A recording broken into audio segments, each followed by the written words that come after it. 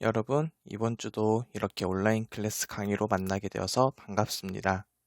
오늘은 환경 문제 해결을 위해 시민단체, 기업, 개인이 어떠한 노력을 해야 되는지 살펴보도록 해요. 본격적으로 오늘 수업을 들어가기 전에 지난 온라인 클래스에서는 인간 중심주의와 생태 중심 자연관, 생태 중심주의 자연관을 살펴보았고요. 환경 문제 해결을 위해서 정부는 어떠한 노력을 해야 할까 살펴보았어요. 기억나나요? 자연관 중 생태 중심주의는 모든 생태계의 요소는 서로 연결되어 있고 어느 한 부분이 무너지게 되면 그 피해가 인간에게도 온다. 그래서 환경을 보호하자 이렇게 주장을 하는 자연관이었죠. 자, 그거에서 나아가서 우리 환경 문제를 해결하기 위해서 다양한 부문의 노력을 볼 건데, 먼저 지난 시간에는 정부의 노력을 살펴보았었죠. 그래서 교과서 63쪽을 보면은 환경 영향 평가에 대한 내용이 적혀 있었고요. 그리고 각 나라에서 협약이나 정책 등을 통해서 환경 문제를 어떻게 해결하려는지 그 사례가 소개되어 있었습니다. 오늘은 시민단체, 기업, 개인이 할 수 있는 노력을 한번 알아봅시다. 우리 교과서 피도록 할까요? 교과서는 64페이지입니다.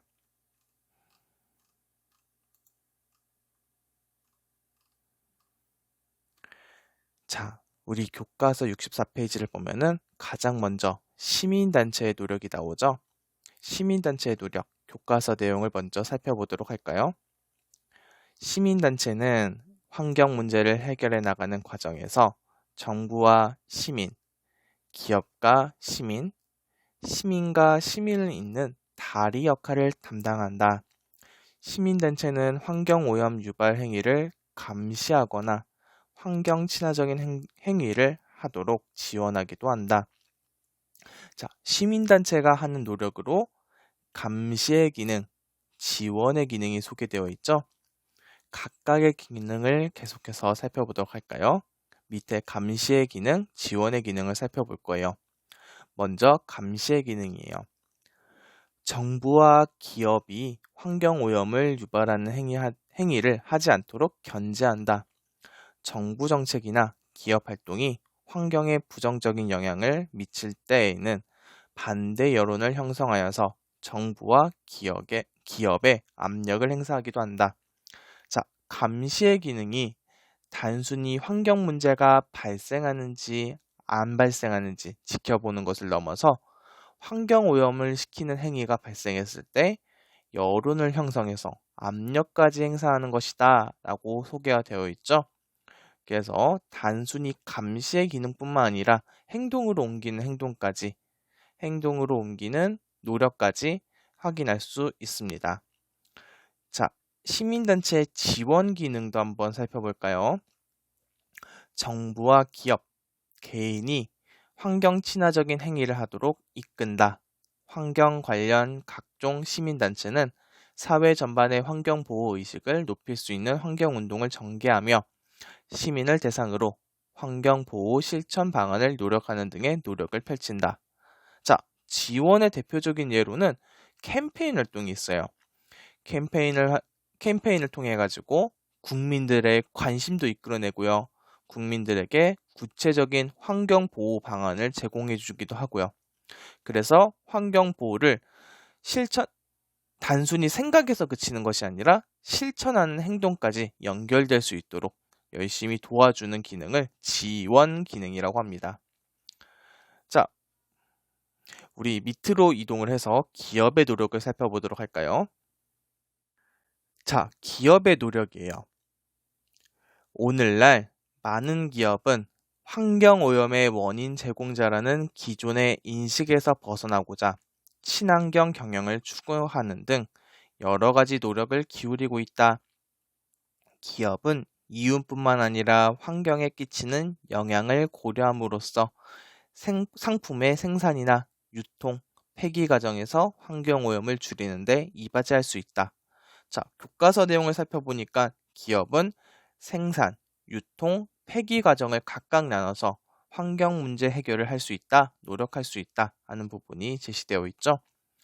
먼저 생산 과정을 살펴보면은 오염물질 정화 시설을 설치해서 환경에 영향을 미치는 매연 등의 배출을 줄이거나 없애고, 친환경 기술을 활용해서 전기 자동차를 생산하고, 같은 전기를 사용하더라도 전기 에너지의 손실 없이 가전제품이 제 역할을 할 수 있는 고효율 가전제품 등 친환경 상품을 개발하고 생산해야 되겠죠.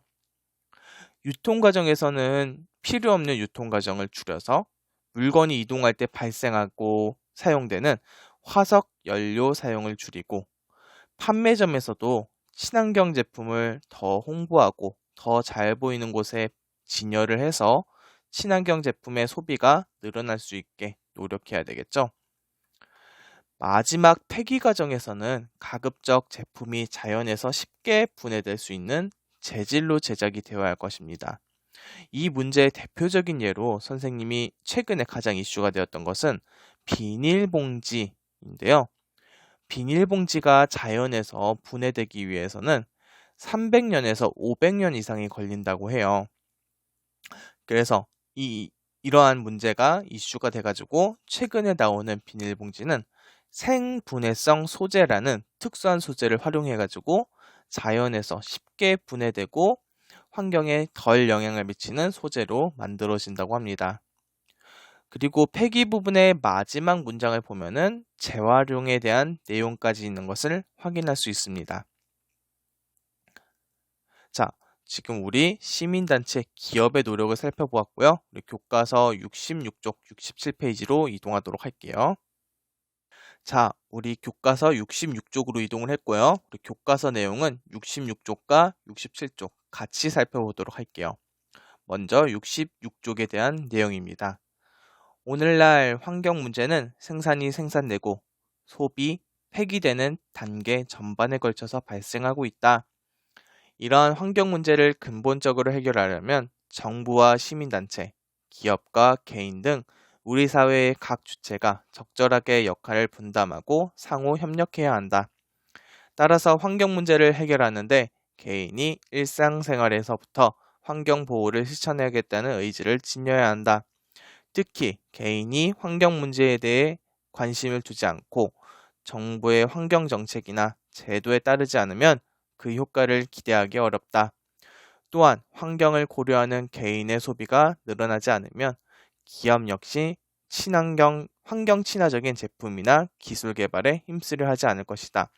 자, 66쪽의 내용은 개인이 환경 문제에 대해서 관심을 가지고 이를 해결하려는 노력을 지녀야 된다. 의지를 지녀야 된다 하는 내용이 적혀 있죠. 개인이 노력하지 않으면은 정책에 대한 효과가 없을 거고 기업도 환경에 대해서 보호하려는 노력을 하지 않는다 하는 내용이 제시되어 있습니다. 자, 67페이지로 이동할게요. 자, 67페이지에는 우리가 일상에서 실천할 수 있는 환경 문제 해결 방안이 제시되어 있습니다. 내용 살펴볼게요. 일상생활에서 개인이 환경 보호를 실천할 방안은 다양하다. 우선 자원과 에너지를 절약해야 한다. 일회용 컵 대신 개인용 컵 사용하기, 승용차 대신 대중교통이나 자전거를 이용하거나 걷기, 사용하지 않는 가전제품의 플러그를 뽑기, 절수형 샤워기 사용하기, 음식물 쓰레기 남기지 않기 등이 해당한다. 그리고 재사용과 재활용을 생활화해야 한다. 재사용은 쓸모있는 물건을 버리는 대신 고쳐서 사용하거나 다른 사람에 팔고 기증하는 것으로 교복 물려주기, 사용하지 않는 물건을 판매하기 등이 있다. 재활용은 버려지는 물건을 자원으로 다시 활용하는 것으로 종이, 유리, 플라스틱, 알루미늄 캔 등을 분리배출하는 일이 대표적인 방법이다. 이 외에도 개인은 환경 관련 법을 지키고 정책에 동참하면서 환경 친화적인 상품을 소비해야 한다. 자, 우리 67페이지를 살펴보면은 우리가 일상에서 실천할 수 있는 방안이 다양하게 소개되어 있죠. 여러분들이 열심히 실천하고 있는 방안도 있을 것이고요. 미처 생각하지 못하고 실천하지 못하는 경우도 있을 거예요. 우리가 할 수 있는 일의 대부분은 일상에서 실천할 수 있는 내용들이죠. 일회용 컵 사용 안 하고 개인 컵 사용하기, 대중교통 이용하기, 음식물 쓰레기 줄이기, 재사용, 재활용하기 등 우리가 일상생활 속에서 환경을 보호하기 위해서 사소한 여러분들이 할 수 있는 노력을 지금부터라도 시작해 보는 것이 어떨까 선생님은 이렇게 제안을 해봅니다. 자, 오늘 수업은 여기서 마무리하도록 하겠습니다. 오늘은 시민단체, 기업, 개인이 환경보호를 위해서 어떠한 노력을 하는지 할 수 있는지에 대해서 살펴보았습니다. 다음 시간에는 3단원 생활공간과 사회단원으로 넘어가서요. 산업화, 도시화에 따라서 우리의 생활공간이 어떻게 변화되었는지 살펴보고 어떠한 문제가 발생했는지 이를 해결하기 위해서는 어떠한 노력이 필요한지 살펴보도록 할게요. 다들 고생 많았고 우리는 다음 시간에 만나요. 안녕.